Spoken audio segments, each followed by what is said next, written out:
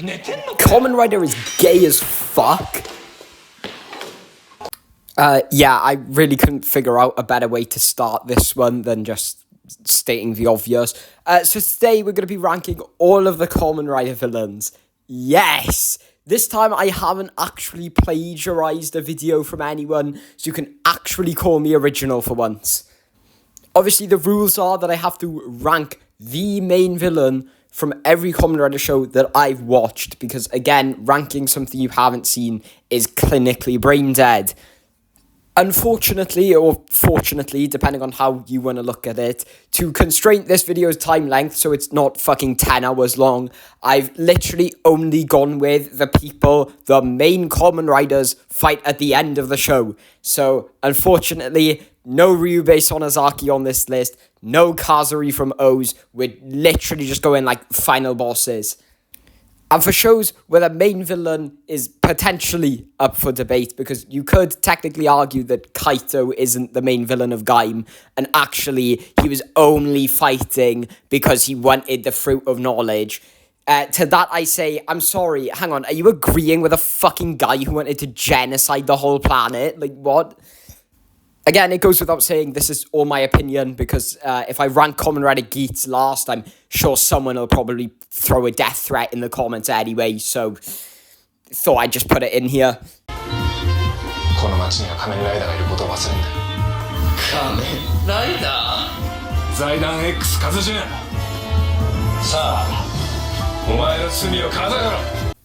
Here's a question for you. Who's worse than Stalin and P. Diddy combined?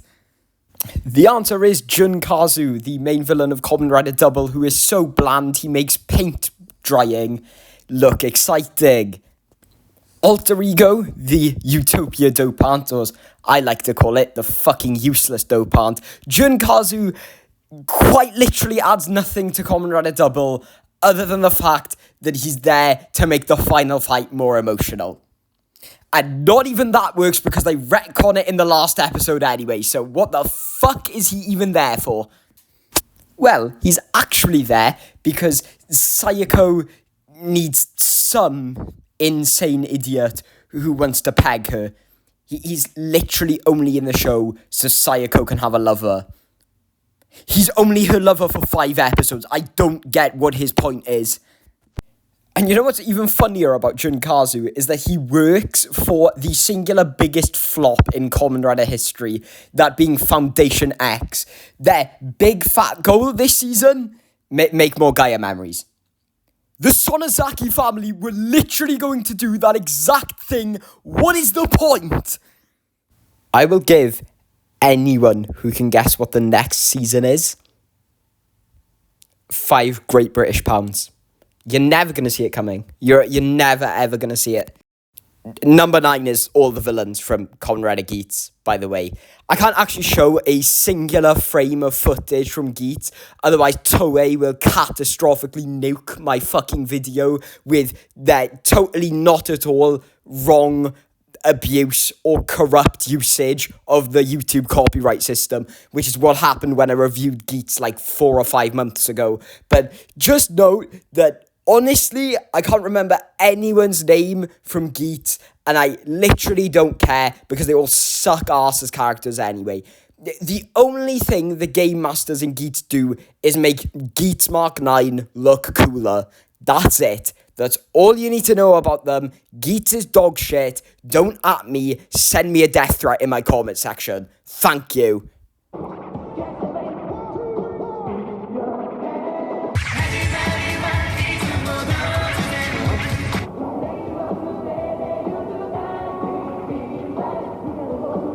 The most interesting thing about Kai from Kamen Rider Den-O is that his actor went on to play Ultraman Orb.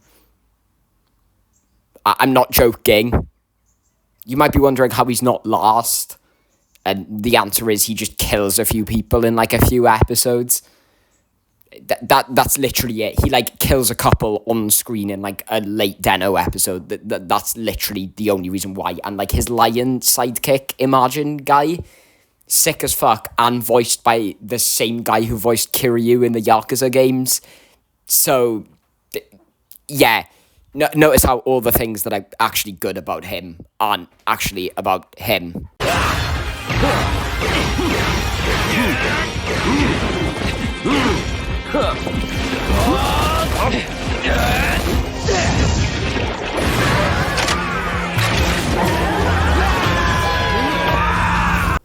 Please don't let the Kamen Rider Gabu elitists trick you into thinking that the show's villains are good, because they're not. Junko Kimura, especially from her days in Sentai writing, really did get a lot of flack for the way she wrote her villains. I mean, she quite literally wrote two of them to be giant asshats sat on a chair, and then wrote another giant asshat sat on a chair. So naturally, for Kamen Rider Gav, she wrote an abusive asshat who sits on a chair. Oh, I'm seeing a pattern here. Lango's overall goals and motivation is actually just fine, but see, this is where the show goes wrong, in my opinion, because they kill him off and he just survives. In the clip that I used specifically, that's the episode I'm referring to, and the show just never explains it. He should be dead by all accounts, and the main villain probably should have been Bush or someone like that. I forget what the fucking president's name is. But no, the show just revived Lango out of pure idiocy, I guess. I still have no idea why they revived him, and they really just don't have a reason to have done that. O's is a bit of a weird one, because technically the final fight isn't really against Dr. Maki, it's against Uva. But Uva is only the main villain for like 30 seconds at the end of the final episode, and he is so unbelievably boring and bland that he might actually be number 11 on this list. Kazuri is another one who you could technically argue is a main villain for a portion of the show, and I really like him. He's a little shitbag arsehole, and I actually celebrated when I saw him explode into a pile of medals. Maki kind of sits somewhere in the middle where he's like really, really creepy and literally just exists to get in the way, but at the same time his motivation is just bland. Like, yeah, I want to blow up the world because I think endings are beautiful. What? Welcome to probably the first big rant of this video, because I've got a few issues with that statement. So we all know that Dr. Maki fucking murdered his sister because he just thought she'd look prettier dead or something. But the thing is O's doesn't really do a great job at displaying Maki as someone who likes endings. He hangs around the greed and helps them be complete, even though that goes against his own ideas. Second of all, as far as we know, the only people he's killed throughout the entire course of the show is his sister. And I mean, he probably wants to kill the lass who works at the cafe, Chiyoko, because she looks like his sister, but you know, that's different story. Nothing about his character really signifies the fact that he finds endings beautiful at all, to me personally. Like, as a matter of fact, he technically doesn't even kill Uva. Also, I know, okay, it's a kid's show, so they're obviously not going to deal with it. But, like, Maki himself, he's alive and kicking. Surely if he thought endings were beautiful, he would have offed himself by now. I don't know, it seems like a really weird character trait to have, and one that's not really shown all that much. Also, why the core medals have anything to do with him wanting, like, a perfect ending for the world is beyond me. Like, bitch, just, like, you were working with a greed the entire time. Like, you literally could have just done what you wanted to do in episode 50 in, like, episode 1. Don't get it. Yeah, he's kind of the middle ground, hence his placement. 慣れたんだね。究極の力を持つ者に。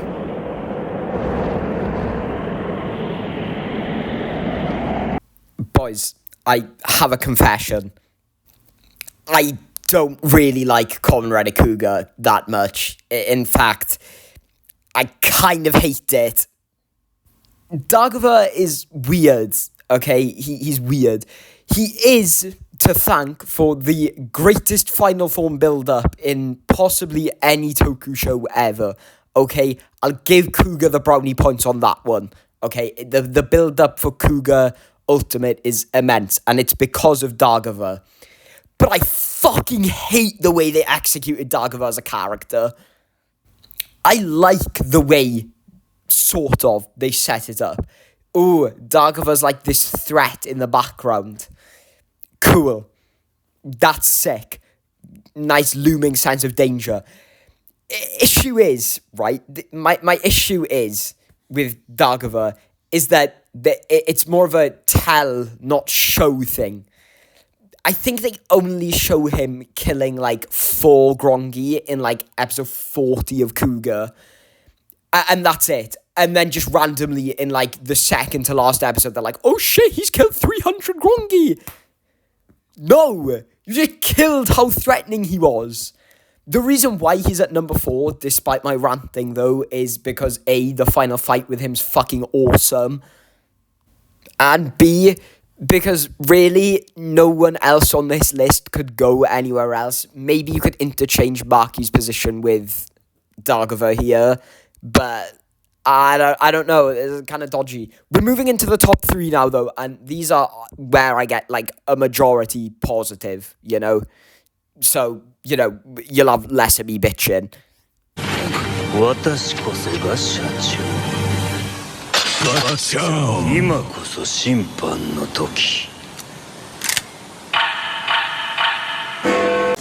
Yeah, what gave it away that I like Kamen Rider Kronos? Is it because I called him my favourite Kamen Rider ever in my X-Aid review?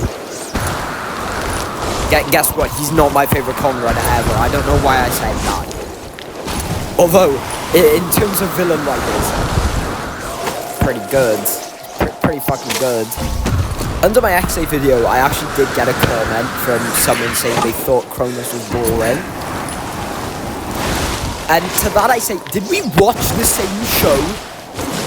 Nah, in all seriousness though, I can actually see why some people would dislike Kronos. He's just a bloke with a mullet, sits in a chair, and I want to use Kamen Rider Chronicle to take over the whole world. I think though it's more so for me anyway, how he links to like the core theme and message of X-Aid. Go watch my X-Aid video because I'm not redoing an explanation here. His actor is also a very good real-life singer. Wish in the Dark is like one of the best Kamen Rider insert themes anyway. So maybe the character has less to play in it. And maybe the fact that his actor sings like Wish in the Dark is also probably a factor. Maybe this ranking has gone to shit. I don't know.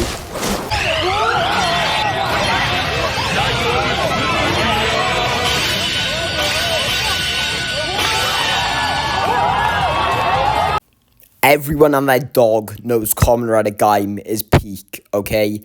But do we actually know why Kaito is considered one of the best secondary riders? That's because he's not one of the best secondary riders, dumbass.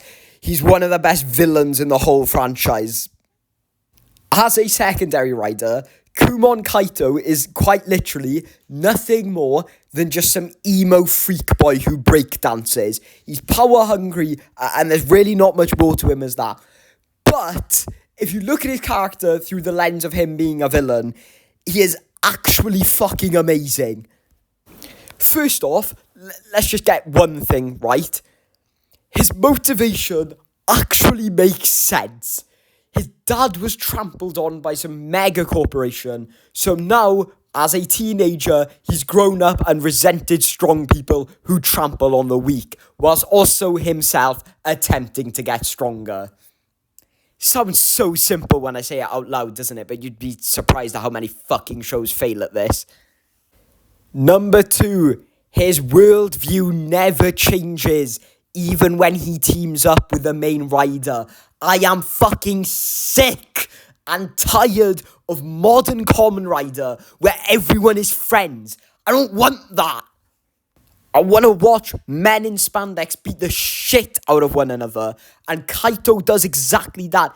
He only teams up with Kota because it furthers his goal. It furthers what he wants. He's trampling on Yggdrasil, which trampled on his dad. Don't get me wrong, Gav, amazing show, you know. Build, amazing show. But, like, why does everyone have to be friends? If Hanto wants to be racist, let the guy be racist, okay? Just, you know, what the fuck? Like, I'm sick and tired of this special boy treatment we get nowadays, and Gaim does the complete opposite. And that brings me on to point number 3. Kaito actually dies and has enough balls to say, Kota, you kind of deserve the fruit. The world would be a shithole if I was ruling it. I'm not fit for it. Oh my god! And even more so, Kaito says, it's fine though. I died strong, but you were stronger than me. He actually acknowledges the other character's goals, but he doesn't surrender his own. Again, modern Kamen Rider is very guilty of characters just changing their worldviews because they're friends with a special boy. Cobra! Rider System Evolution!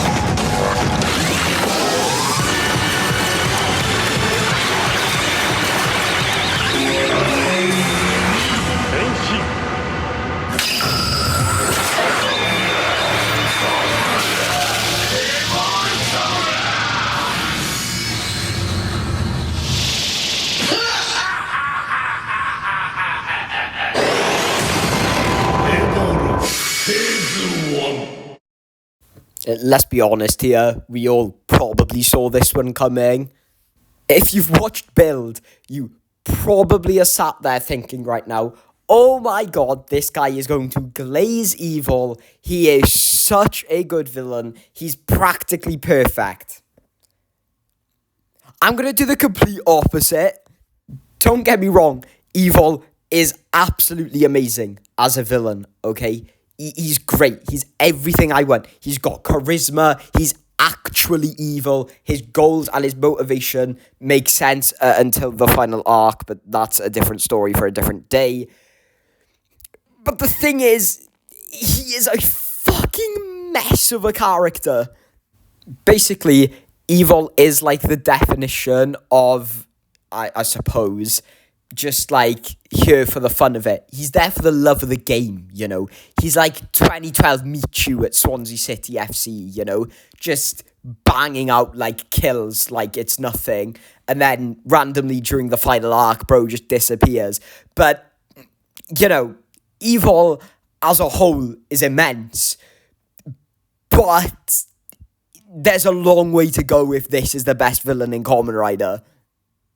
Number one, his plan is so unnecessarily complicated.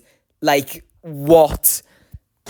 Like, why is it in the final arc, this guy randomly just decides he needs to collect, like, 16 lost orphans, and he needs to use, like, the corpses of the fucking Japanese government fucking cabinet.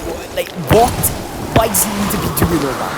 Then, why does he, like, need the evil trigger if Pandora's box is what can destroy Earth? But then he says that it's Pandora's tower that can destroy Earth. But then halfway through the final arc, he just fucking decides, nah, it's the evil trigger that's going to blow the world up. What? The thing is when he destroyed Mars, it was Pandora's tower that blew up Mars. So, what's he talking about? Don't even get me started on how he gets rider kicked so hard by Bill Genius. He gains human emotions and all of a sudden it's like, no, I don't want to destroy the Earth. I've been here for 10 years. And then the next episode he's immediately like, humans, you're all about to die. But aside from this last arc, he is perfect. He actually is just perfect. He schemes in the background, but you get shown it. He's genuinely terrifying when he's not doing it. absolute dickhead. And more than that, he has insane levels of psychological warfare. Evil is a masterclass